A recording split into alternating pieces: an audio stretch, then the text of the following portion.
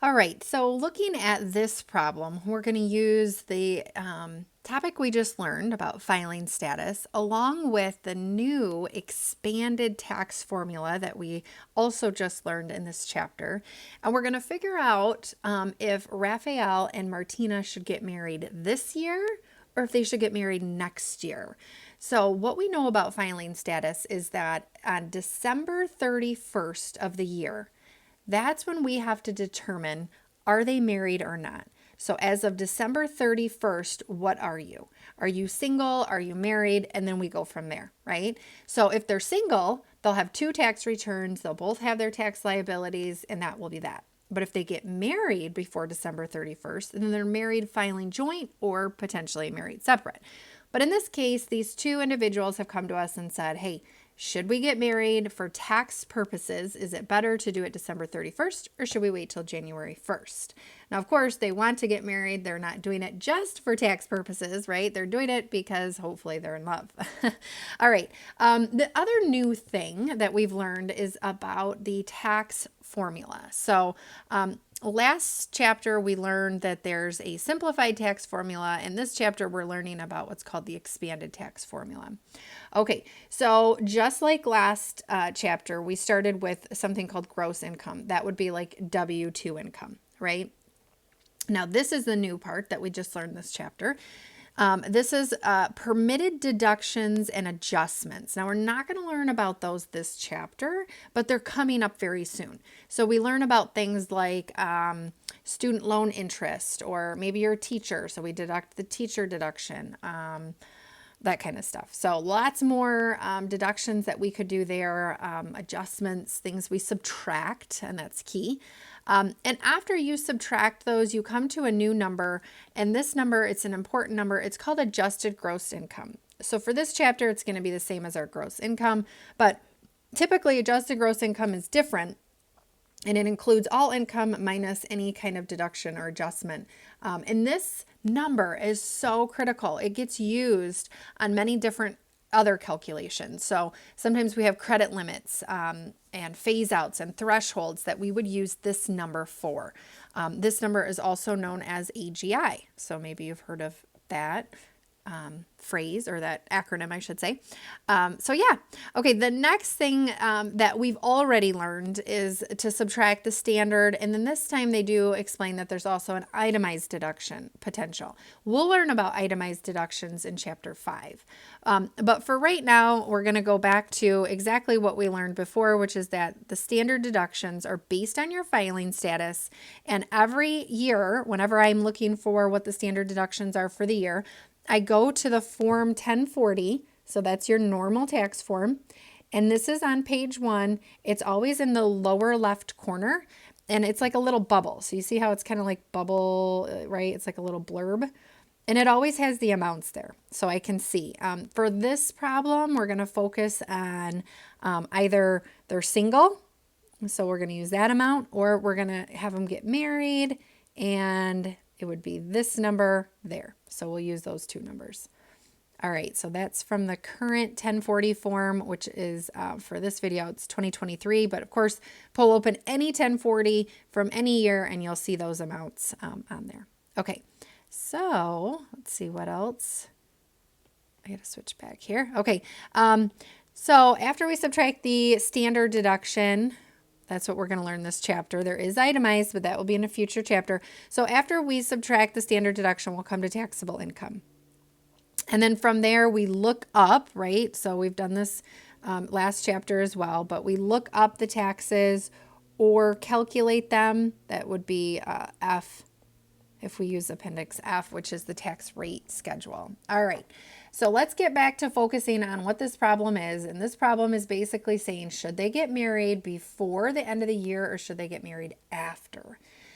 So they do give us some information. They say, hey, let me highlight some stuff here.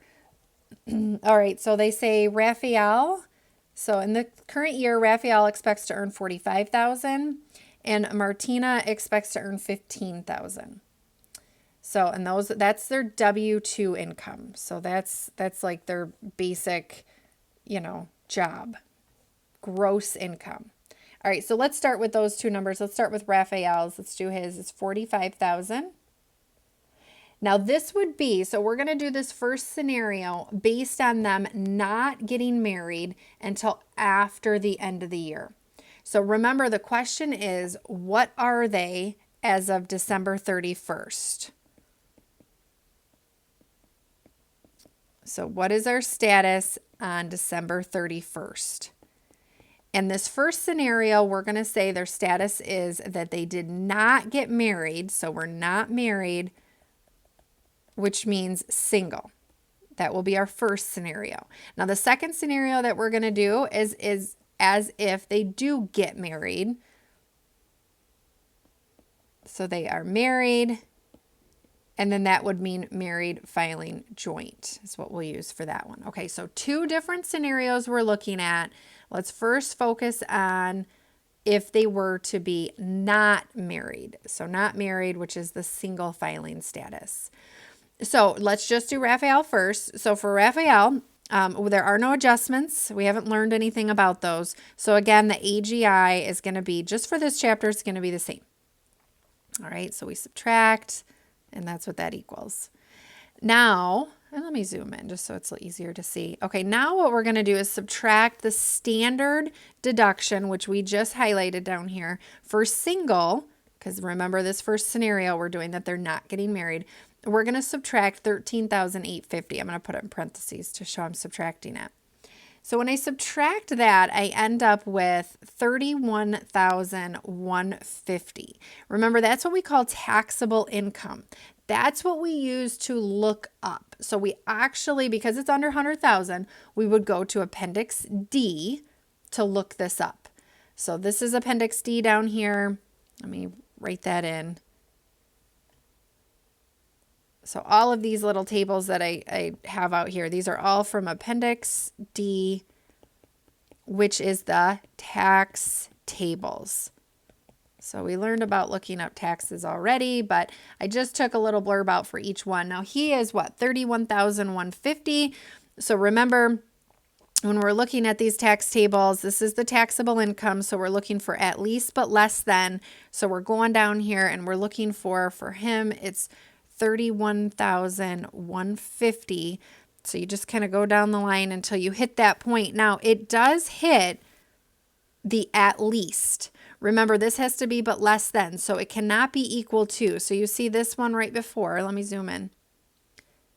So the row right before, now I'm going to highlight it real quick. So the row right before says 31,100 to 31,150. But because it says it has to be less than, this amount has to be less than. So it's not going to work for us. So because we're 31,150, we have to go to the next row. So that's the at least. So hopefully you're understanding that by now. And for single, because we're going to use the single, so we're using this column, it's $3,521 for Raphael. For his taxes, for if he does not get married in the current year and instead files single, his own tax return. Okay, let's do Martina's next. So here's hers. Get that centered in there. Okay, so for Martina, it's $15,000 for her income. She doesn't have any adjustments. We haven't learned anything about those yet. So then we still will end up with $15,000 for AGI. Now, again, they're filing single this time under this scenario. So it's $13,850. I'm going to subtract. That's the standard deduction for single. So I'll write this in here. Single. And when you subtract that for Martina, she just ends up with $1,150 as her taxable income. So we take that right down here to this one. And $31,150. We're going to have another similar scenario here. So I'm sorry, not 31. $1,150. So we're going to have a similar scenario for when we look this up. We're going to be the at least. So again, we can't use the row before because it says it would have to be but less than. So even though $1,150, a lot of students maybe incorrectly grab this line because, oh, yep, that's it. But no, it's got to be but less than. So I've got to use the next line, and single would be $116 for her. So we're using the single, 116. Okay, you can always reach out to me if you're still having trouble looking these up. We can do a few more videos. We could do Zoom. I can help you out that way. It's all good. All right, so $116 would be her tax. Okay, so if they don't get married until January 1st or until whatever into the next year, if they don't get married, they stay single. If I add these two amounts up, so what would their total be? It would be $3,637. Now they're two separate tax returns, so we can't put them together on a tax form, but I'm just adding them up for comparison reasons. Because what I want to know is if they do get married, because they want to get married, right? So they're in love, they want to get married, they're not doing this for tax reasons, but they want to get married. What would that look like? Okay, so if they do decide to get married, that would mean we add up the two amounts. So $45,000 plus $15,000. If you add these up, we'll end up with $60,000 as their gross income. One tax form. No adjustments. We haven't learned anything. So that's $60,000 for their AGI. Now, because they're married filing joint, I would use, if we look back at this Form 1040, I would use a standard deduction, $27,700. $27,700. Yep, it's double the single. So $27,700. Subtract that, and we'll end up with $32,300 as their joint, married filing joint, taxable income. So now what we do is we take that to the tax tables. Remember, we use the tax tables if it's under 100,000. So we're going to look up 32,300. And when we look that up, zoom in. So remember, it's going to be the at least 32,300. We're going to fall right here into this row, and we're going to use married filing joint. So it would be this amount, $34,039, or I'm sorry, $3,439. And just because I want to make sure to make a note, remember this but less than, so it would not fall on the row before, because it's got to be less than that amount. $3,439. $3,439. All right, let's unzoom here and zoom in. So if we compare, so if they decide not to get married, so they don't get married before the end of the year, I should say. If they just decide not to get married before the end of the year, in total, their tax liability would be, so if they, if not married before year end,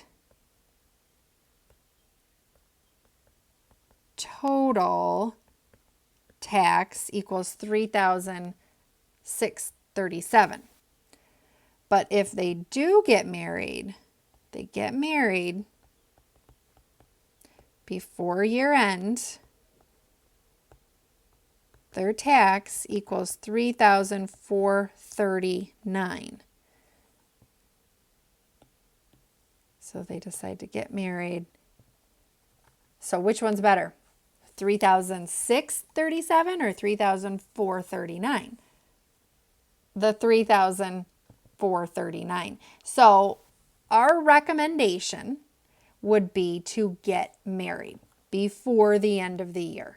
It will save them about $200 in total. And in reality, if someone else is preparing their tax forms, it costs money to have your taxes prepared. Each tax return costs a certain amount of money. So let's say $100 each.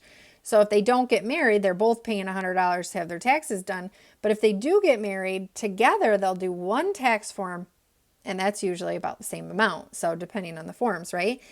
So yeah, it would definitely save them money, at least $200, if not more, for them to get married before the end of the year for tax purposes.